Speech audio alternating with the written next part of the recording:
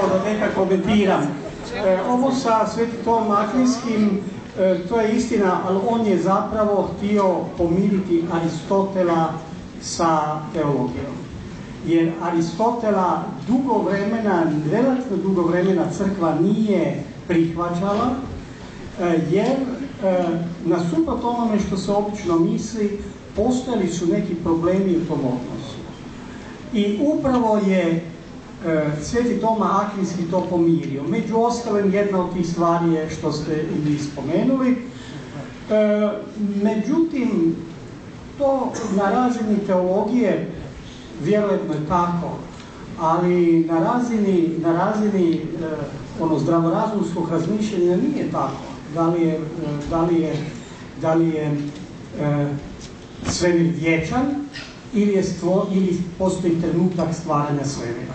A ja ne bih komentirao teološku stranu. Što se tiče kvarkova, evo to je bilo na kraju.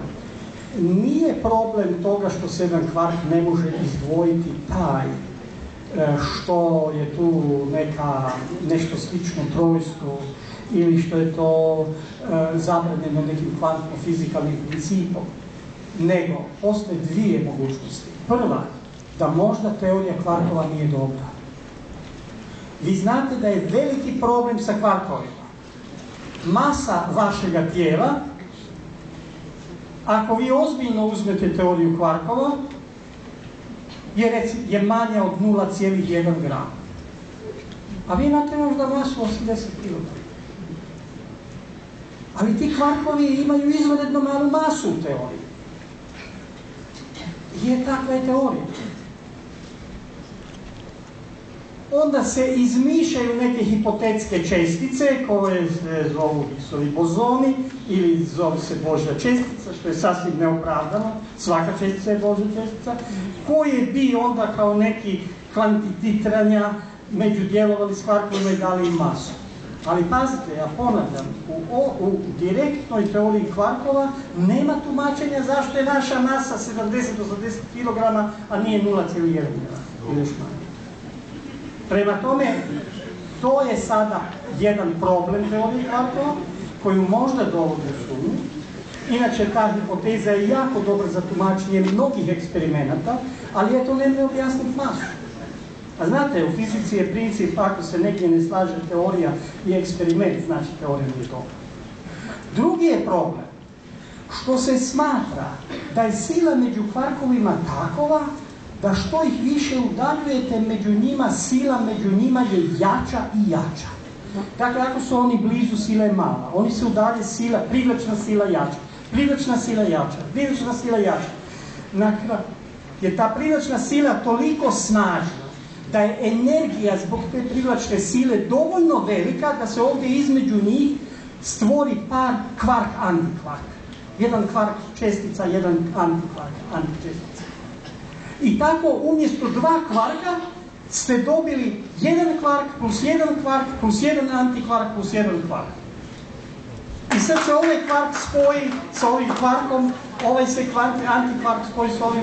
Mislim, zato ne možemo odvojiti, što ta sila ima jedno čudno svojstvo da raste sa udaljenošću. Je li to razumna pretpostavka za silu? A možda je, ali jer smo ju mi uspjeli izmjeriti, koliko ja znam nismo. Ali ona je u toj hipotezi zaista potrebna. Tako da tu nije problem sa ovim što se javlja na razini atoma. Einstein i determinizam. Bio je drugi razlog zašto je Einstein dolazio u sukob sa Bohom. To je točno. Einstein je zastupao ideju determinizma. Ali nije istina da Einstein nije znao za deterministički haos.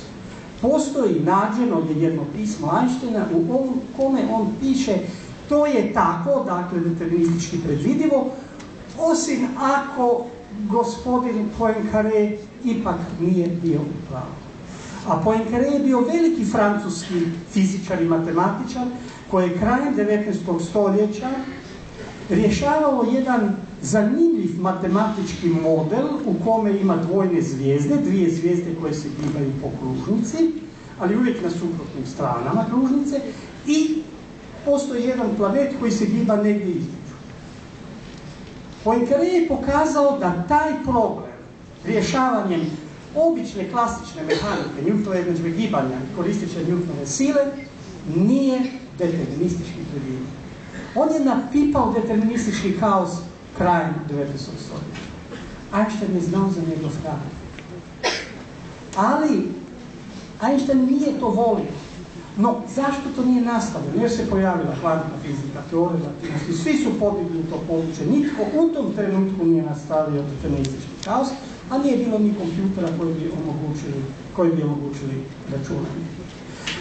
Einstein je zaista bio pristalica determinizma. On nije volio ovo kad je Bohr rekao nema putanje, elektron nema putanje.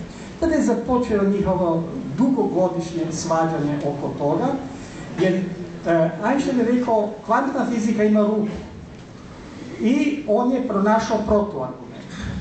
Onda je niz Bohr razmišljao i onda na sljedećem seminaru koji su imali u Bohrovom institutu u Kopenhagenu je pronašao odgovor. Einstein je rekao u redu, odgovorio si dobro. Opet je Einstein pronašao novi argument protiv kvantne fizike. Opet je Bohr odgovorio i opet je Einstein priznao da je Bohr u pravu. Tako su nastavljali godinama u Kopenhagenu. Dok na kraju Einstein nije postavio jedno pitanje koje je rekao, evo, konačno imam dokaz da kvantna fizika nije ispravna, a to je bio dokaz u kojoj je uključio i gravitaciju, i onda ga je Bohr dotukao time što mu je na sljedećem seminaru objasnio da ako se koristi Einsteinova opća teorija relativnosti, taj argument pada. I onda je Einstein na kraju rekao, to je tamo postalo zabilježeno, ja osjećam da zapravo je problem s tom interpretacijom. Meni se ta statistička interpretacija sa vjerojatnostima ne sviđa. Kvantna fizika je dobra. Ona izvrsno predviđa pokuse i tako dalje. Nisam ja protiv kvantne fizike. Ali meni se ne sviđa ova interpretacija da postoji samo vjerojatnost da se elektron nalazi u nekom trenutku unutar atoma. Ja vjerujem da će se jednog dana pronaći neka nova fizika koja će biti proširenje kvantne fizike u kojoj više neće biti te vjerojatnosti, nego će se moći točnije govoriti o bivanju elektrona. Ali ja to ne znam napraviti.